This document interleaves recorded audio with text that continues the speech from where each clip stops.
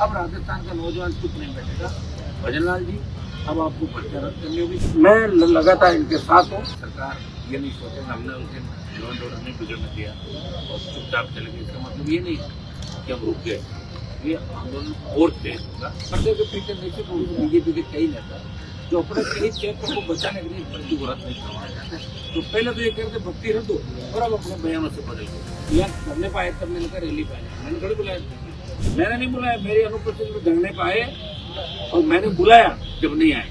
क्या पता भर्ती रद्द हो जाए तो कहीं मैं पीछे नहीं रह जाऊँ क्रेडिट में। मैंने तो काम ही किया जीवन भर। आज का जो काम कर रहे हैं इसके खिलाफ कर रहे हैं, भजनलाल के खिलाफ कर रहे हैं, खुद के खिलाफ कर रहे हैं। ये इसका कोई भविष्य भी है जो कर रहे हैं। आधा काम करके छोड़ दे तो उनका काम ही है। एक बार मामला उठाएंगे फिर खत्म कर देंगे मामला। चुपचाप करने पाए बुलाए जब आते रैली कर या कैसे बुलाया, जाना तो मेरा ही था। मेरे जाना पे क्यों आए, मैंने आमंत्रित किया उनका। तो बाबा बोल रहे हो ना सचिन पायलट के माने तो सरकार गिराने को चले गए थे पायलट साहब और अजमेर चले गए थे आरपीसी। अब क्या हो गया, किससे डर लग रहा है आपको? तो समाज हमारा भोला राजस्थान का भर्ती रद्द नहीं हुई तो भजनलाल जी चले जाएंगे। राजस्थान में कोई नेता है नहीं, ज्यादातर दलाल बचे।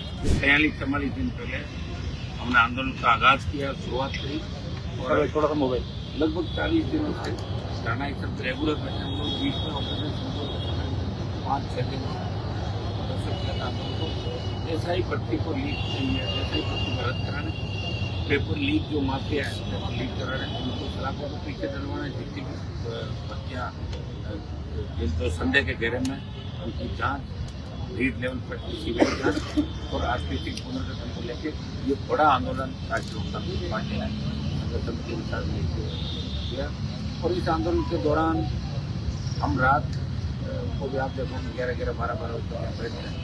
धन्यवाद दूंगा आरपी परिवार और तमाम नौजवानों का, आप लड़ाई कर रहे हैं। और सिर्फ गर्मी के अंदर एक बड़ा गिरफ्तारी का कार्यक्रम था जिसमें जवानों ने जेल यात्रा की, गिरफ्तारी की। और 25 मई को जो युवा अप्रोच रैली थी उसमें 1 लाख से भी ज्यादा संख्या में नौजवानों ने इसमें संदेश दिया। अब राजस्थान का नौजवान चुप नहीं बैठेगा।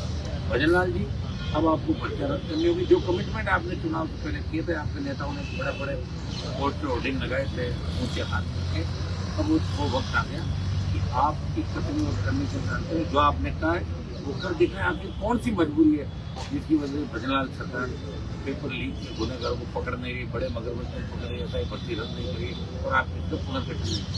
मैं उन तमाम नेताओं से पूछना चाहता हूँ जो बड़े डीले आते थे, कभी तो मानेसर गए थे अपनी पार्टी के खिलाफ, कभी अजमेर गए थे, वो नेता जो यहाँ ले जाकर बैठ गए, इनको बीच बाजार में छोड़ के चले गए। उनको भी पूछना चाहता हूँ सत्ता का अगर इतना ही मोह है जिन बच्चों को गलत से क्यों बिठाया? मैं लगातार इनके साथ हूँ और सरकार ने हमें आश्वासन दिया था 25 तारीख जब आक्रोश रैली थी कि भाई हम इस मामले में जल्दी कुछ फैसला लेंगे और हम अगला कदम हमारा क्या होगा। 3-4 रास्ते हमारे पास है। तो दिल्ली कूच का जंतर मंतर पे रेलवे ट्रैक हाईवे या इसको और बड़ा रूप कैसे दे सकते हैं। एक बार सरकार ये नहीं सोचे हमने उस दिन लॉ एंड ऑर्डर नहीं बिगड़ने दिया और चुपचाप चले गए, इसका मतलब ये नहीं कि हम रुक गए।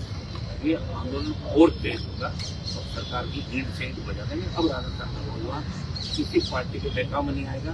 इन्होंने देख लिया कांग्रेस बीजेपी ने किस तरह मिलकर राजस्थान को लूटा बर्बाद किया और उसका बदला राजस्थान जिस तरह पकड़े जा रहे हैं रोज आप जिस तरह ऐसा ही ट्रेनिंग बच्चों की जमानत हो रही और एसओजी वकील खाने के बाद सरकार अपना जो एडवोकेट जनरल होता है या सुप्रीम कोर्ट में जो इतिहास की पैरवी करता है वो खड़े ही नहीं हो रहे और बेल मिल रही। हम लोग सरकार कहीं से पर्दा डालने का प्रयास। पर्दे के पीछे निश्चित रूप से बीजेपी के कई नेता जो अपने कई क्षेत्रों को बचाने के लिए भर्ती को रद्द नहीं करवाया जाता है, तो पहले तो ये कहते भर्ती रद्द हो और अब अपने बयानों से बदल गए। और उन नेताओं पर भी उंगली उठी है कि आखिर अब क्या हो गया कि आप भर्ती रद्द कराने के पक्ष में नहीं हो। आप करो साहब कुछ निर्दोष हो, वो तो हमेशा ही होता है, हमेशा ही निर्दोष तो तकलीफ पर आई जब संख्या ज्यादा हो जाती है। सुप्रीम कोर्ट भी कहता है 40 से 40-45% अगर भर्ती बढ़ाओ तो भर्ती को रद्द करो। यही वो तो 500 एसओजी कह रही है तो 500 मतलब 500 अंदाज लगाना 50% ज्यादा भर्ती तो भर्ती रद्द करने की मांग करें और आंदोलन जोर पड़ तेज होगा।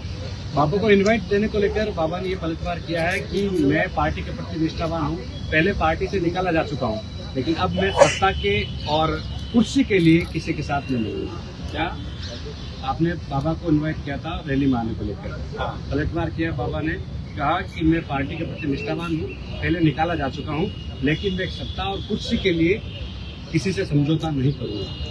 यहाँ कौन है सत्ता कुर्सी की, कौन कह रहा हो? यहाँ आप भी जाए तो कौन से कुर्सी कौन दे रहा हो? खुद ही बना रहे अपना। किसने कहा होगा यहाँ करने पाए? तब मैंने कहा रैली पाए, मैंने थोड़ी बुलाया था। वो मेरी अनुपस्थिति में करने में आए, मैंने नहीं बुलाया। मेरी अनुपस्थिति में धरने पाए और मैंने बुलाया जब नहीं आए।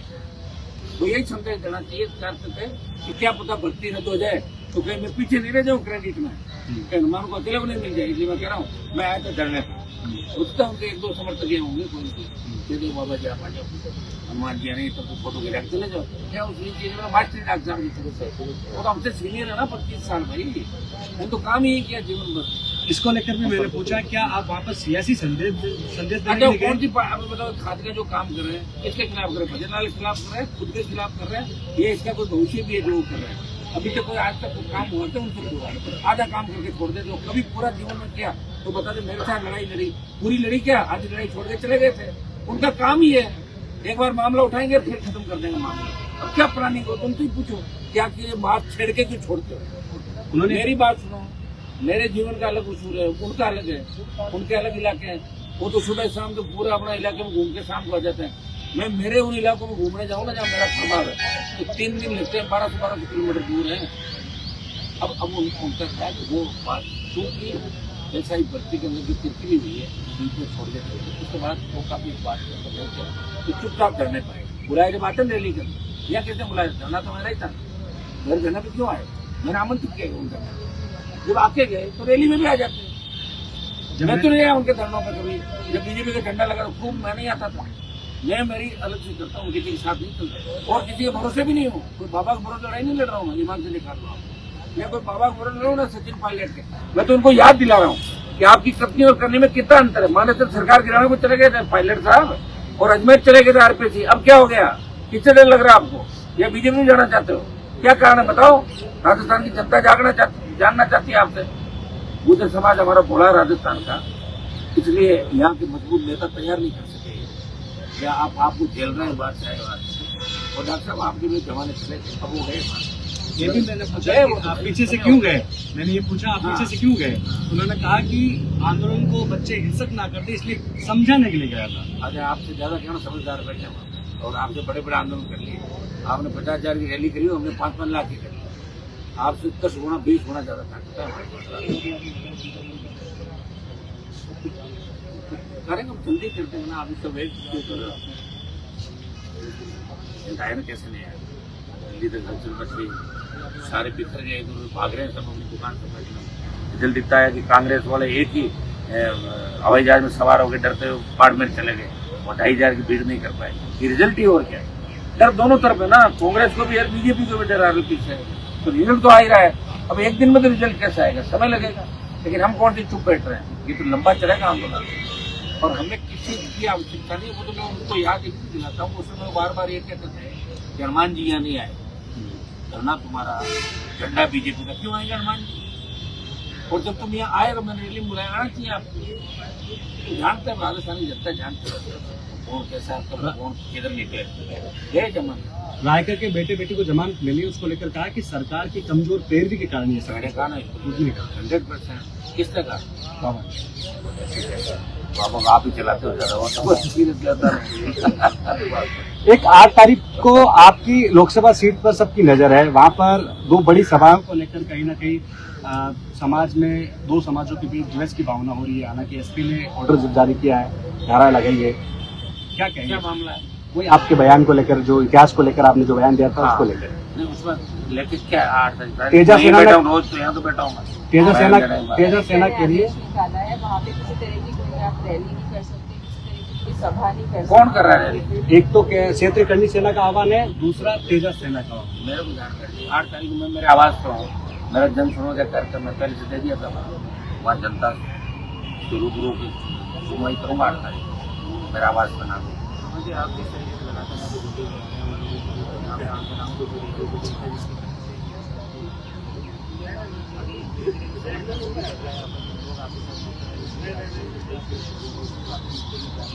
भर्ती रद्द नहीं हुई तो भजनलाल जी चले जाएंगे। उन्होंने कल यूपीएस मंत्री ने बयान दिया है कि हमने अपना हाईकोर्ट में रख दिया। अगर ये भर्ती रद्द हुई तो जो बच्चे थे उनके साथ में नाइंसाफी हो।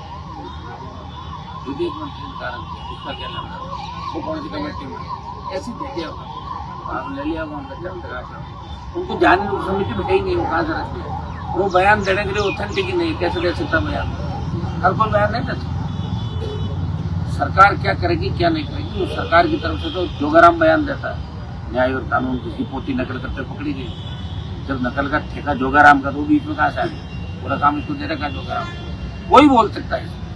और इनके बोलने से क्या हो जाएगा साहब, अब नहीं चलेगा मामला। दिल्ली जिस दिन कूच हो गया, भजनलाल जी के पता ही नहीं चले कहाँ गए भजनलाल। कूच छोटे थोड़े में 1 लाख की तादाद में होगा कूच दिल्ली की, हिल जाएगा सारा दिल्ली का सिस्टम। पहले भी हमने हिला दिया था दिल्ली, फिर हिला देंगे।